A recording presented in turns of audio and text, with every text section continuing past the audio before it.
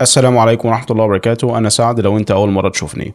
فإن شاء الله في السلسلة ديتي أو في الفيديو ده إحنا بنشرح قصص بسيطة. القصص ديتي للمبتدئين. القصص دي واقعية، مش أي قصص كده عشوائية وخلاص. الهدف منها هو إن أنا أعلمك أهم 1000 كلمة مستخدمة في اللغة الإنجليزية.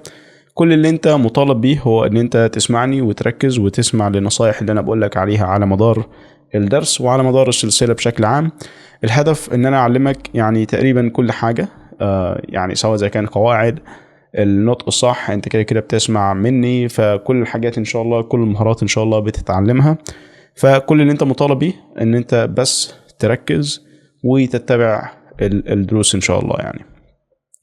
فاحنا نظام السلسلة احنا بنسمع اول حاجة، يعني اول حاجة بسمعك القصة بقراءة سريعة، بعد كده قراءة بطيئة، بعد كده ان انا بقى ببدأ اشرح لك بقى النطق وبشرح لك القواعد، وكمان بعرفك معاني الكلمات، وكمان في صور يعني موجودة بحيث ان انت يعني تقدر تربط الكلام بصور، مش مجرد بس ان انت بتسمعه كده وخلاص.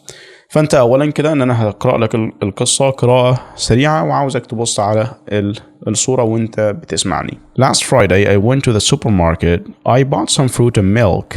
When I wanted to pay, I couldn't find my wallet. I checked my pockets, my bag, and even the car, but it was gone. I felt very nervous. I told the cashier and called my friend for help.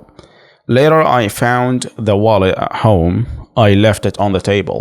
يعني دلوقتي كده أتمنى أن أنت تكون فهمتها، أتمنى تكون كده يعني إلى حد ما عرفت تفهم وبناء على الصور اللي أنت شايفها قدامك. فأنا دلوقتي هقرأ لك القصة قراءة بسيطة، قراءة بالراحة. أنا عاوزك بقى دلوقتي أنت تبص على الكلمات، هتلاقي الكلمات ظاهرة قدامك، فأنت ممكن تبص على الكلمات دلوقتي. Last Friday I went to the supermarket. I bought some fruit and milk. When I wanted to pay, I couldn't find my wallet. I checked my pockets, my bag, and even the car, but it was gone. I felt very nervous. I told the cashier and called my friend for help. Later, I found the wallet at home. I left it on the table. دلوقتي بقى يعني انت اظن كده انت بقيت يعني لحد ما فاهم المعاني شوية، لان المعاني سهلة وبسيطة، ومع الصور اظن ان انت فهمتها. فاحنا دلوقتي بقى هنبدأ بقى نحلل القصة من ناحية النطق ومن ناحية المعنى بتاع القصة. القصة اللي معانا النهاردة هي في الماضي، وده هنشرح لها ان شاء الله، هنجي لها ان شاء الله لما نيجي ناحية القواعد. فدلوقتي بنقول last Friday last Friday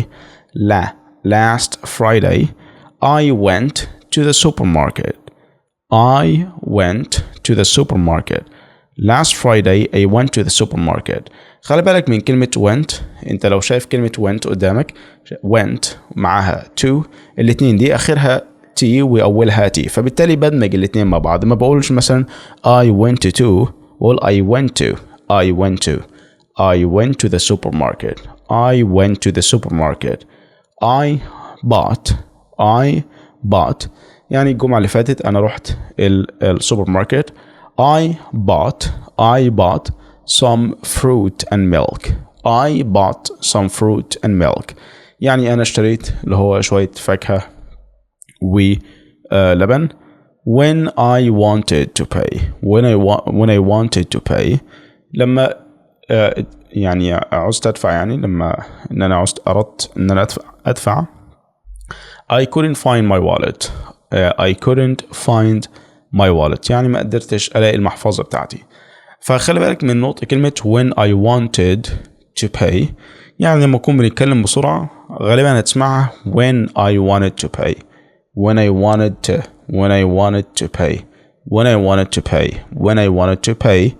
I couldn't find my wallet. I checked my pockets. احنا اتكلمنا في كلمة CH قبل كده، هي بنقول عليها ت، وكأن كده في صوت تي في الأول، فما بقولش checked، لا بقول I checked. I checked my pockets, my bag، يعني شفت الجيوب بتاعتي، my bag الشنطة بتاعتي، and even the car حتى كمان العربية. But it was gone. I told the cashier and called my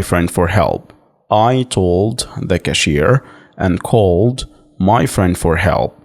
يعني دلوقتي ان انا يعني خلاص اخبرت بقى الكاشير اللي هو الكاشير يعني، واتصلت بصديقي عشان يساعدني. later بعد كده بقى later I found the wallet. I found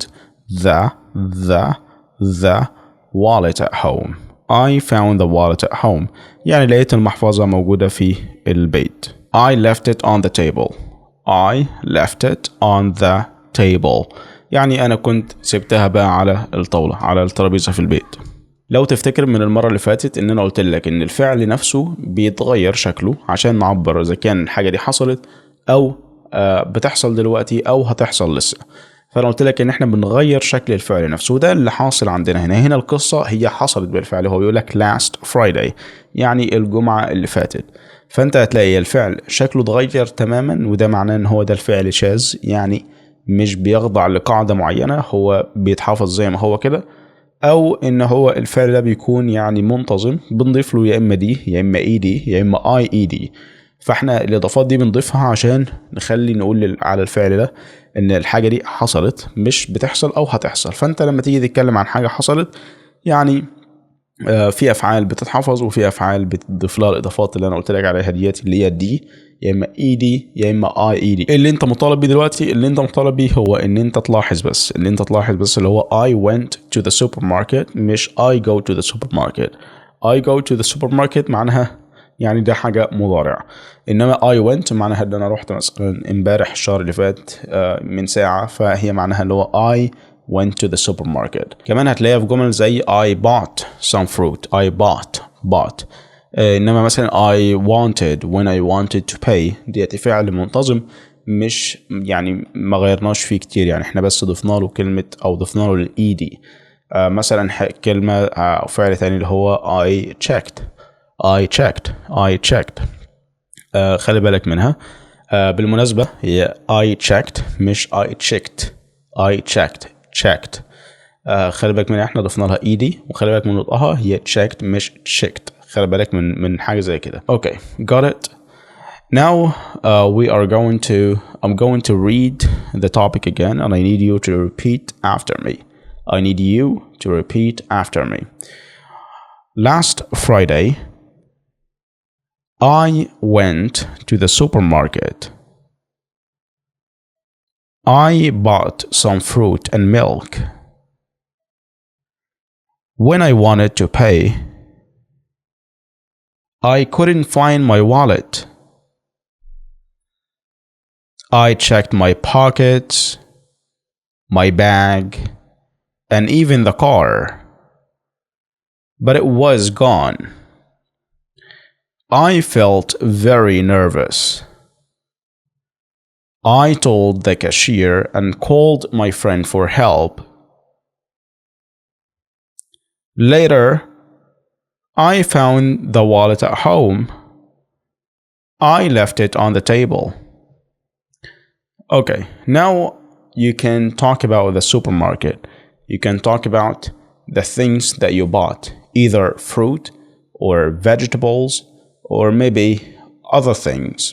Can you tell me, what did you buy last week? Okay, hopefully you got it. Hopefully you can understand what I just said to you. Hopefully you can understand that. If you're able to understand it, please tell me, what did you buy last week? Okay, thank you guys for watching, and see you inshallah next time.